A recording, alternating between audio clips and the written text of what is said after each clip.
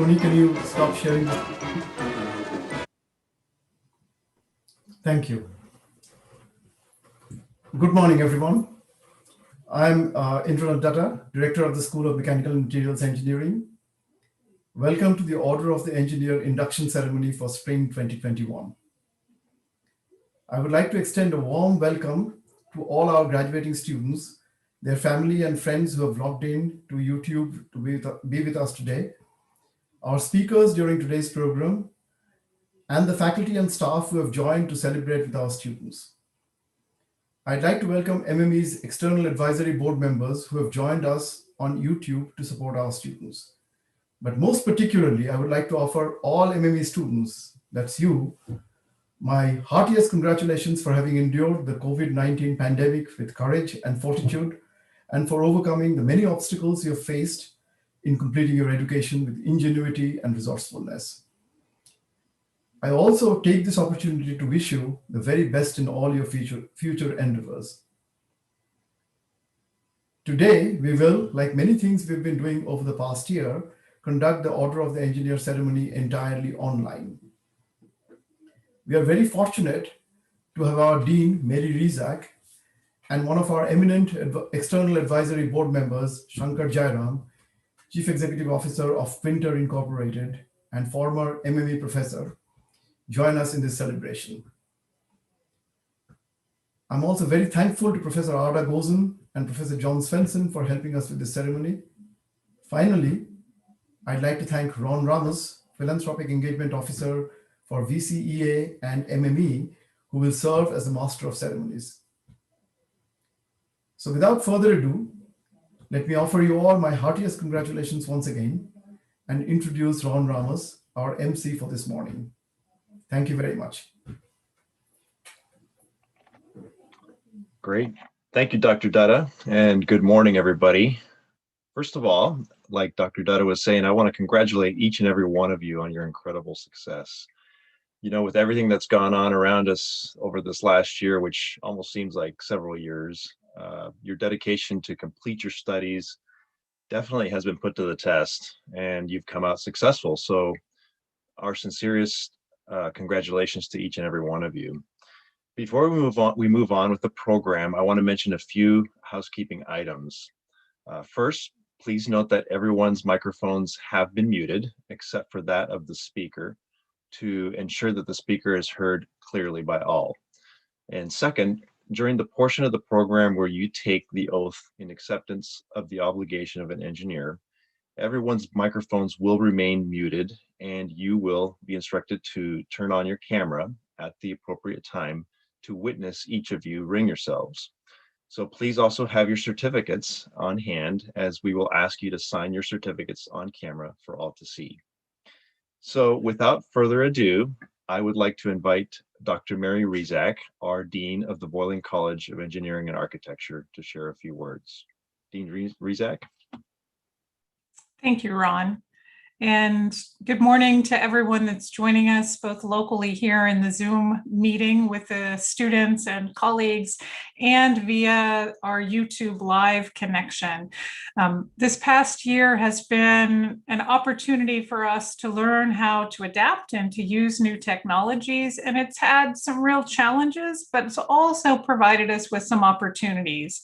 And one of the real benefits of our virtual connection over this past year is that it's allowed us to share ceremonies like this one with family and friends, not only here in Pullman, but also in all corners of the state of Washington, other parts of the United States, and around the world. And so wherever you're joining us from today, we thank you for spending your time with us, and we thank you for your support of these graduating students, whether that's been over the course of their entire lives because you are their mother or father, or it's been over the last weeks or months or years because you know them through some other format. These students could not have been successful on their own. Each one of them has benefited from a network of supporters, and that network includes their family, their friends, and and their academic family here on campus, the faculty members, the staff who have stepped up to create an environment that has allowed them to grow and to learn and to become the budding engineers that they are today. As Dean of the college, I am very happy to have the opportunity to be engaged with students at this point in their career, when they step away from their academic training and into the world to go out to create solutions for some of the toughest problems that we face as society, and to ensure that we continue to move forward, we continue to progress, and we continue to develop solutions to really important questions.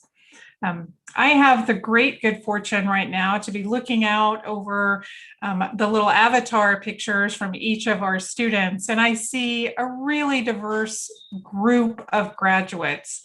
I see young men and young women. We've got blondes and brunettes and redheads and at least one green-haired graduate today.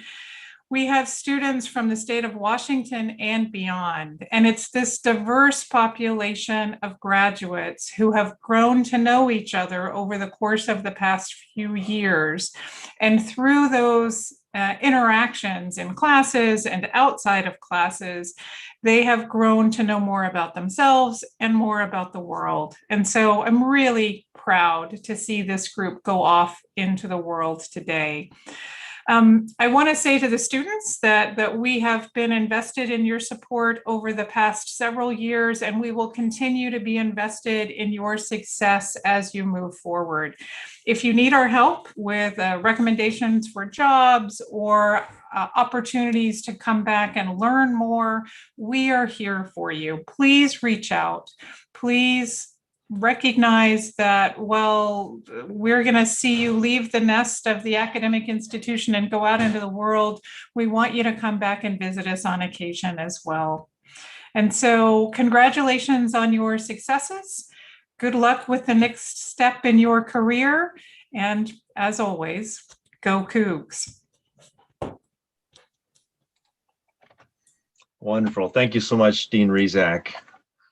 I'd like to now invite Dr. Jairam, our keynote speaker, to share a few words. Doctors Jay and Uma Jairam have been leaders in virtual reality for over 25 years. They were both professors here at WSU for 22 years and co-founded the Virtual Reality Lab in 1994. Dr. Jairam also co-founded several VR companies that innovations have had major influence on the whole field of virtual reality. One of his companies, Voke, was acquired by Intel in 2016. This led to the creation of Intel Sports, where Dr. Jairam served as Chief Technology Officer and was dedicated to applying virtual reality to major athletic events like Olympic competitions and professional sports. His products were widely used in the Winter Olympics of 2018 in South Korea, as well as experiences in world-class leagues such as the NFL, NBA, PGA, and the NCAA. Dr. Jairam is now the founder and CEO of Kintar Inc., focusing on augmented reality experiences for live sports and entertainment events. So it is my distinct honor to welcome Dr. Jairam.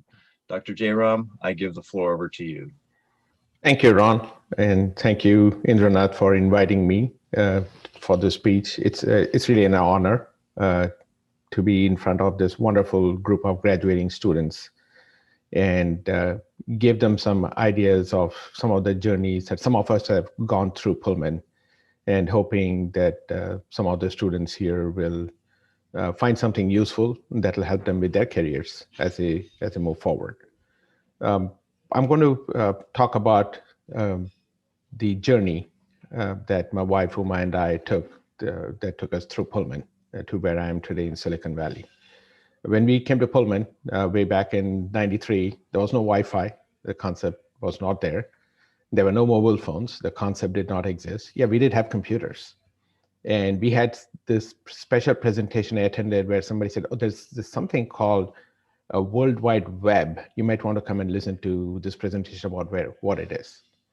And that was about the time when I came into Pullman. And that is me. During my first year as a professor at Washington State University, thinking of virtual reality. And there were no virtual reality headsets. Took one of those ViewMaster devices bought at Walmart for $5, sawed off the back end of it, taped it to a computer, and had a couple of images that showed up on the computer screen. And I said, oh, I can see this in 3D. Maybe there's an engineering application to this. And that's how my journey started in virtual reality. We established a VR lab at Washington State University, which we ran for over 10 years. We did a lot of practical work with Packard Corporation, with John Deere, with Caterpillar, with Komatsu, looking at how we bring virtual reality to manufacturing and design applications. And there's the headset with the Cougar logo. It's actually sitting on my shelf in the back there. I look at it every day to see, where my journey started. It started in the basement of Sloan in one of those small offices. And along the way, started a company called 3D4U, and looked at how we can do virtual reality experiences of live events, especially sporting and concerts, sporting events and concerts. Of course, the very first place where we wanted to implement that was at Martin Stadium at Washington State University. I would not think of starting this anywhere else. So back in 2012, that's a special camera that you can see up on top here. We installed many of these cameras, and we were feeding live streams to suites. That was when they redid the whole stadium, and we had 3D TVs in all the suites, and people could control their own view of the game coming from those suites. And it was very popular, particularly with young kids who came to the suites. They didn't care much about the game. They would rather be in front of the TV and control their own view. The journey took even more interesting turns, ended up with a few celebrities that we interacted with. On the top left is Mark Anthony, the famous singer, and the bottom right is Ricky Martin. We were doing concerts in virtual reality, and we had an application that was out in partnership with Sony and many others where you could have those experiences at home. So through those experiences, we were trying to figure out, where this whole field is going, because we had been doing virtual reality for about 10 years by that time. Suddenly, things changed. Facebook acquired a company called Oculus, and they paid $2 billion for that company and said, we are going to bring virtual reality to the world. And this company, Oculus, makes headsets for VR that we are going to make available to every user everywhere. Well, what happens when something like that happens? Things started picking up.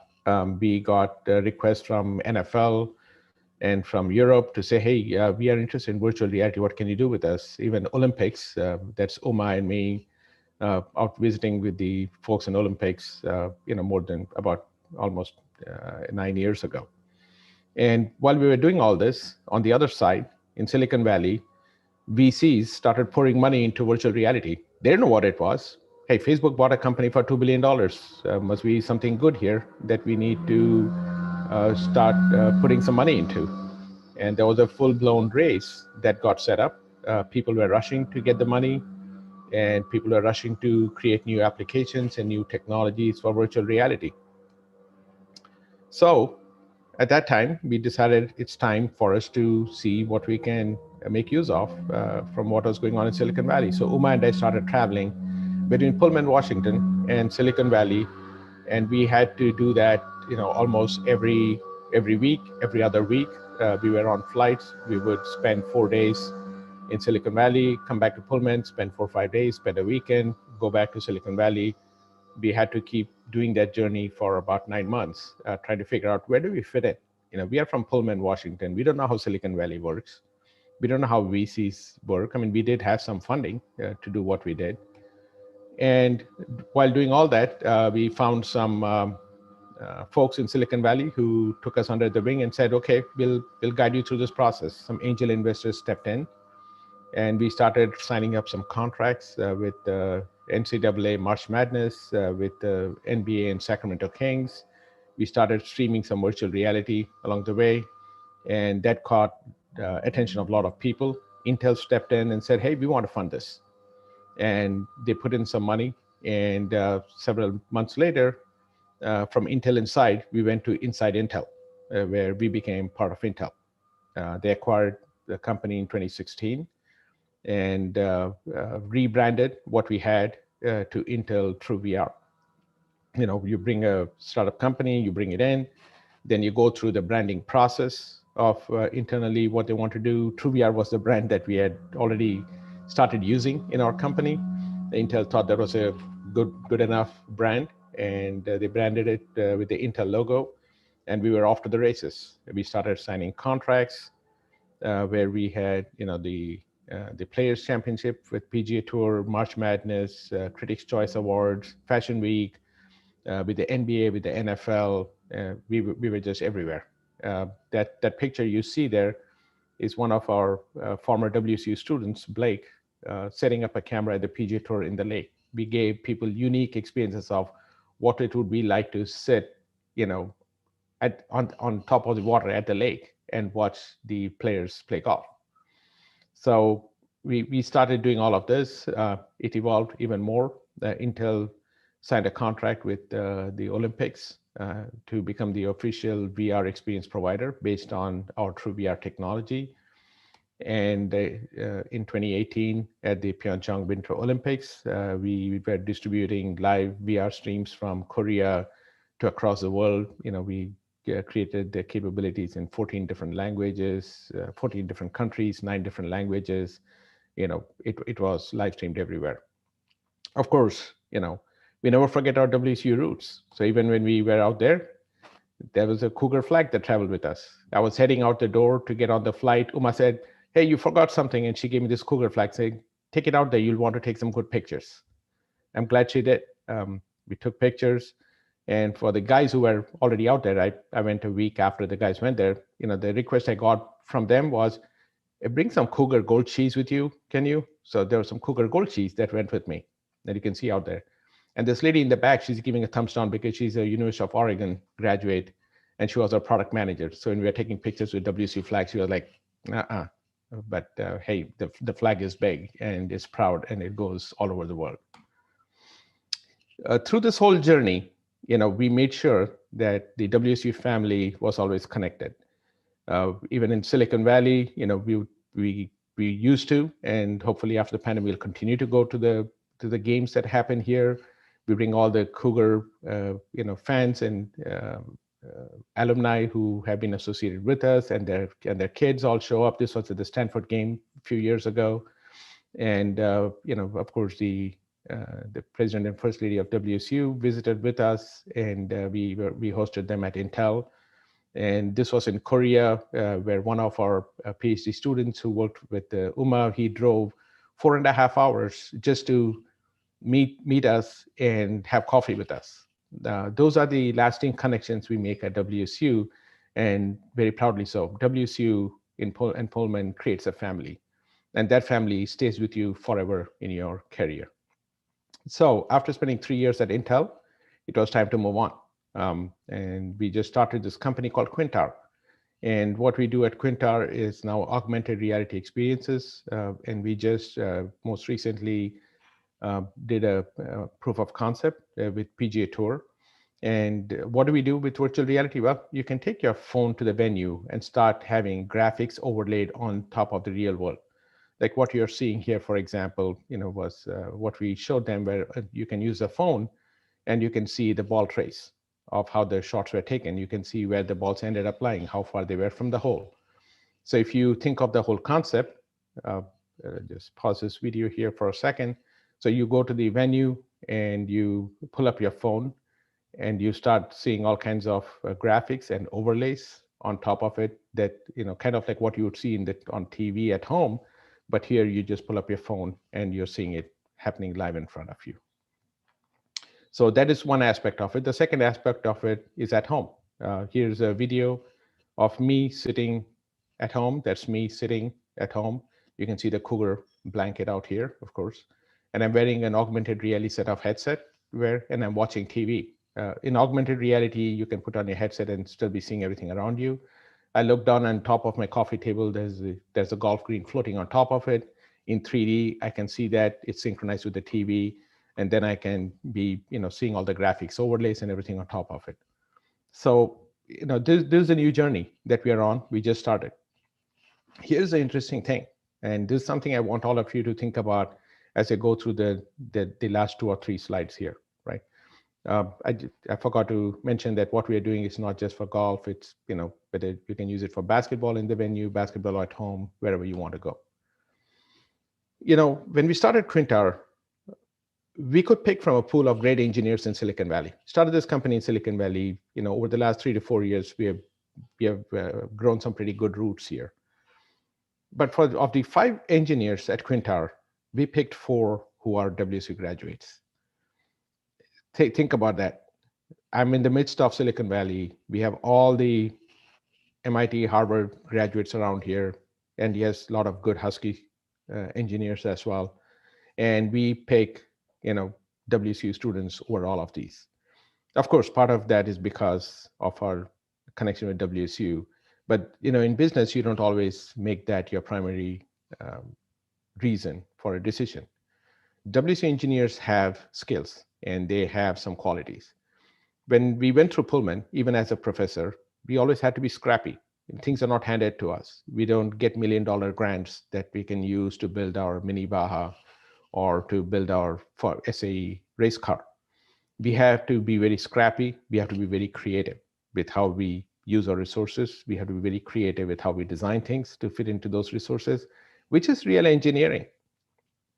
We are very hardworking people that come out of WSU and Pullman area. The people are not afraid to work hard and very, very entrepreneurial. When you put all this scrappy, creative, hardworking, that's what entrepreneurship is all about. If I do a startup, I always look at WSU students first before I go elsewhere if I need some specific skill set that I'm looking for. So just a short little presentation of my journey, and I want to leave you with a message. Okay, this is a great time for all of you. You've all graduated, you've overcome some tremendous difficulty in the last year in a pandemic where you have been taking all classes remotely and trying to get through class, all the exams and even through all the distractions and health issues. I'm sure many of you have been personally impacted with the pandemic. But as you go forward, look to your dreams. Always chase your dream, especially when you're starting your careers as fresh engineers. Don't settle for anything less than what you really, really want to do. This is the time for you to take risks, not when you're as old as I am. I still do take risks, but then, at this stage in your life, chase your dream. Do not be afraid to work hard. There's no substitute for working hard. I know that WSU prepares students for working hard. All of our graduates, I know how hard they work. And be fearless. Don't be afraid of making mistakes. Mistakes are very, very important part of life. As you go through, as an engineer, you will make mistakes and you'll learn from your mistakes. But do not be afraid to make mistakes. Do not be afraid to fail. Be fearless. WSU gives you specific skills that are very, very useful in the real world. And I always look for WSU students because of that. So if you ever get intimidated by anything that you're facing in the real world, always remember that WSU has given you a very particular set of skills. Some of you old enough to remember this movie Taken probably remember that voice of Liam Neeson saying, I have a very particular set of skills. And with that, I just want to end my talk with a congratulations. Congratulations on joining the Order of the Engineer. It's an honor, it's a prestige. Do not take it lightly. Engineering is a very serious profession, and you will all do really well. Thank you for listening.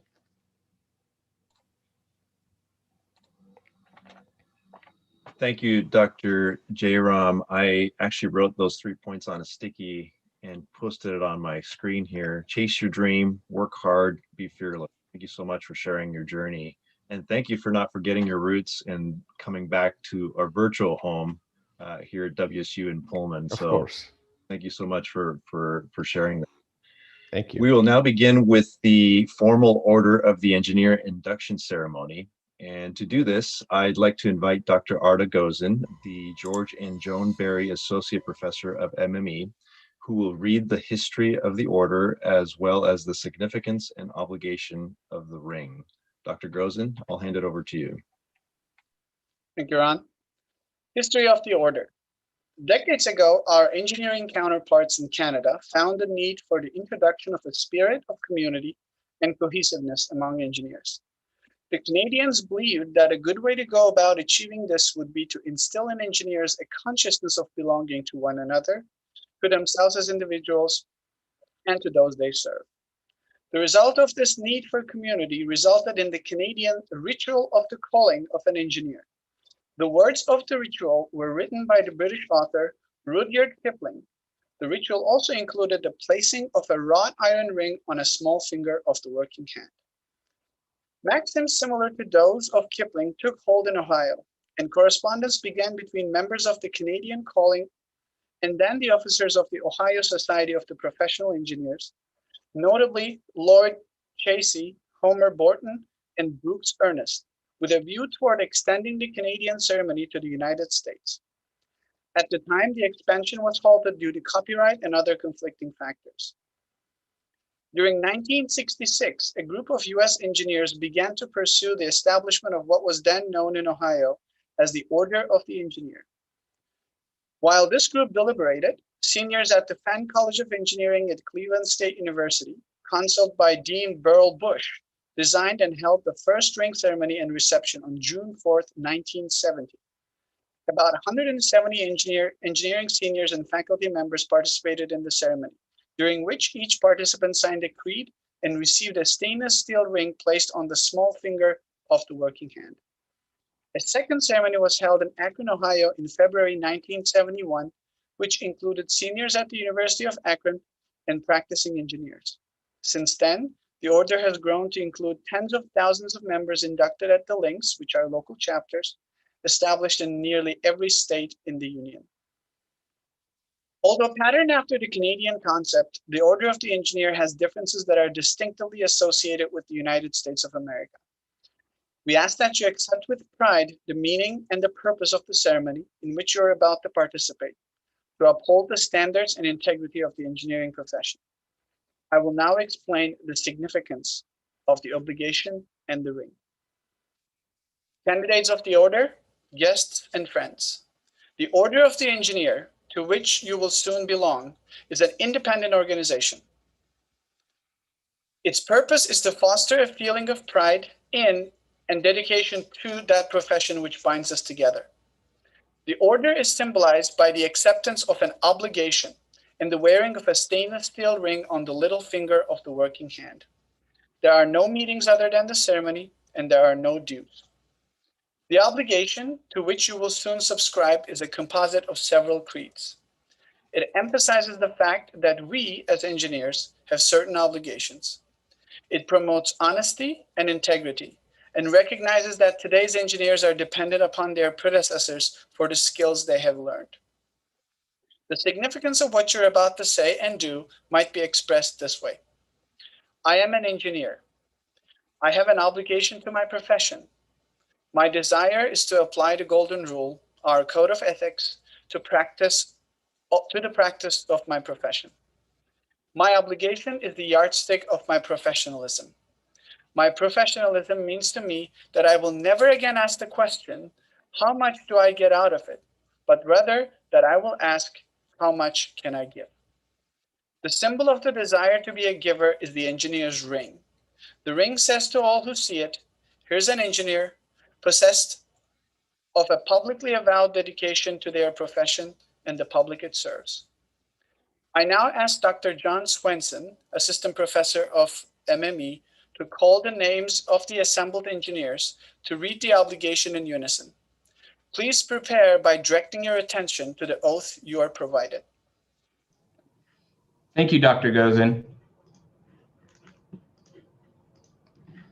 We will first take the oath together, and although your microphones are muted, you will read the obligation along with me.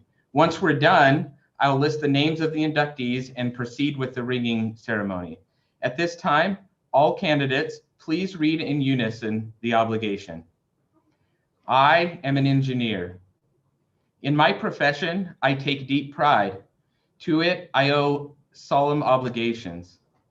As an engineer, I pledge to practice integrity and fair dealing, tolerance and respect, and to uphold devotion to the standards and the dignity of my profession, conscious always that my skill carries with it the obligation to serve humanity by making the best use of the earth's precious wealth. As an engineer, I shall participate in none but honest enterprises. When needed, my skill and knowledge shall be given without reservation for the public good. In the performance of duty and in fidelity to my profession, I shall give my utmost. The following students are the newest inductees to the Order of the Engineer after completing their academic program with the School of Mechanical and Materials Engineering.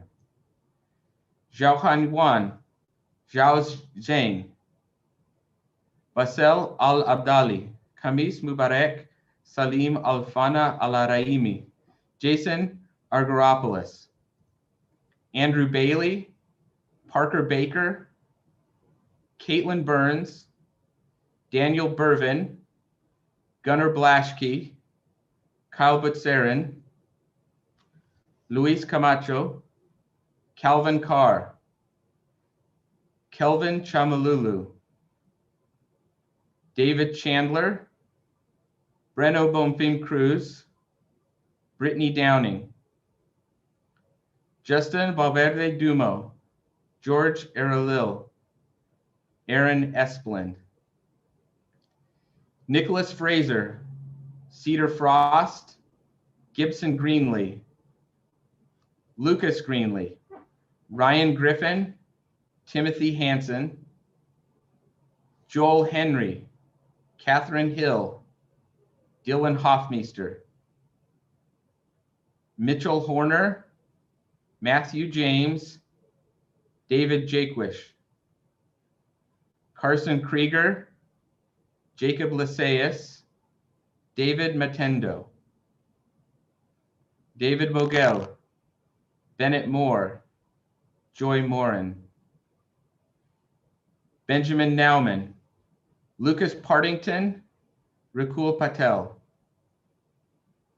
Robert Peake, Aidan Pyle, Joshua Rudd, Maylee Ryan, Shreya Sangani, Jesse Schweitzer, Parker Taves, Matthew Ubox, Anton Vilkotsky, Hai Nguyen Vo, and Ira Warlick, Chen Hao Yu, and James Zimmer.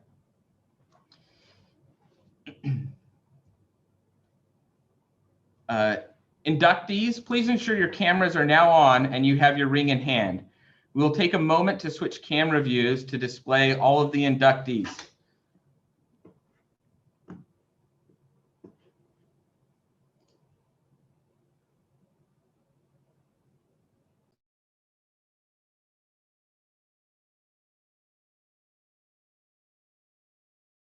Sorry, I had to take a moment there to get into gallery view to make sure that everybody's ready. In front of your camera, please ring yourself by placing your ring on the 5th finger of your dominant hand and then sign your certificate.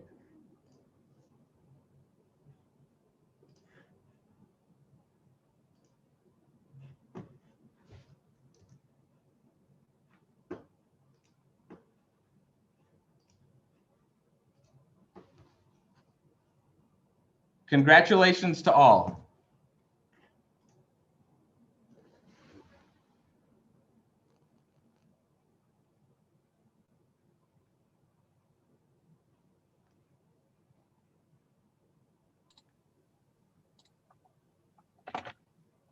Thank you, Dr. Swenson. I got to say, you guys all look great on the screen here. Thank you so much for sharing this opportunity with us. And I want to thank everybody, faculty, staff, family, and friends who are joining us, as well as our guests.